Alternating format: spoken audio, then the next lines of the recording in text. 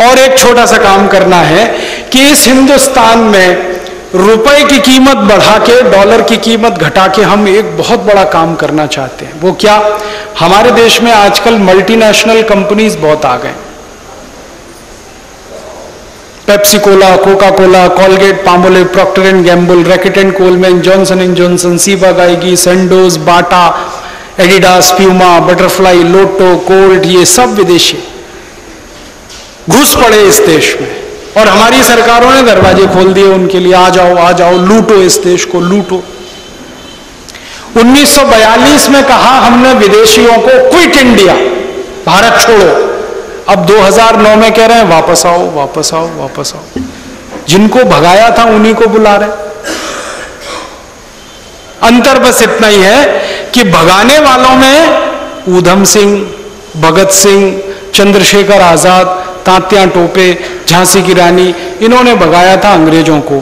बुलाने वालों में मनमोहन सिंह, शरद यादव, शरद पवार, फिर हमारे अमर सिंह, फिर ये सिंह और वो सिंह। अंतर इतना ही है, भगत सिंह, मनमोहन सिंह, इतना ही अंतर है। कोई मुझे तो पूछता है ना, आजादी के 60 साल में देश ने क्या खोया, क्या पाया, तो मैं एक वाक्य में कहता हूं इसको, आप मेरे दिल का दर्द समझ लेना, इस पे हंसना नहीं। आजादी के 50 साल में इस देश ने क्या खोया, क्या पाया? हमने भगत सिंह को खोया, ऊधम सिंह को खोया, चंद्रशेखर आजाद को खोया और हमने अमर सिंह को पाया। यह है 50 साल की यात्रा। अब अमर सिंह नाम नहीं है, प्रतीक है, और वो प्रतीक है इस देश में हर उस बात का जिसको आप खराब से खराब शब्दों में कहना चाहें तो कह लीजिए। ये है आजादी के 50 साल। इसको हम रिवर्स करना चाहते हैं, बदलना चाहते हैं।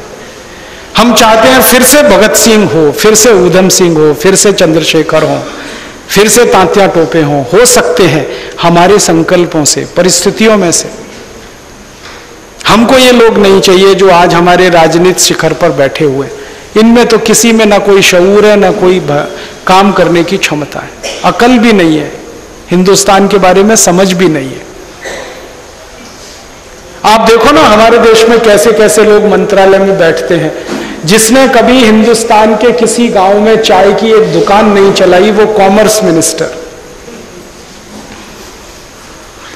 जिसको फाइनेंस का ABCD नहीं आता वो फाइनेंस मिनिस्टर। जिसको साइंस और टेक्नोलॉजी का अंतर नहीं मालूम है कि साइंस क्या होती है और टेक्नोलॉजी क्या होती है, वो साइंस टेक्नोलॉजी मिनिस्टर। जिंदगी में जिसने स्कूल के मुंह नहीं देखे वो एजुकेशन मिनिस्टर। कभी हल नहीं चलाया इस देश के खेत में वो एग्रीकल्चर मिनिस्टर। कभी चरखा भी नहीं चलाया, सूत भी नहीं काता, वो टेक्सटाइल मिनिस्टर। और ये लंबी लिस्ट होते होते अंत में जिसने कभी कुछ नहीं किया वो प्राइम मिनिस्टर।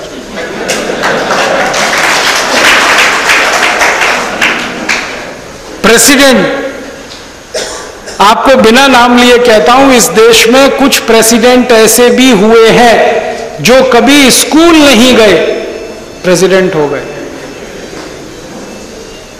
आप क्या करेंगे? आपके नगर में अगर मैं आऊं ये कहने के लिए कि मुझे नौकरी चाहिए, तो आप कहोगे मिस्टर राजीव दीक्षित आपकी मिनिमम क्वालिफिकेशन क्या है? कुछ नहीं है तो आप कुछ नहीं करेंगे, नौकरी नहीं मिलेगी।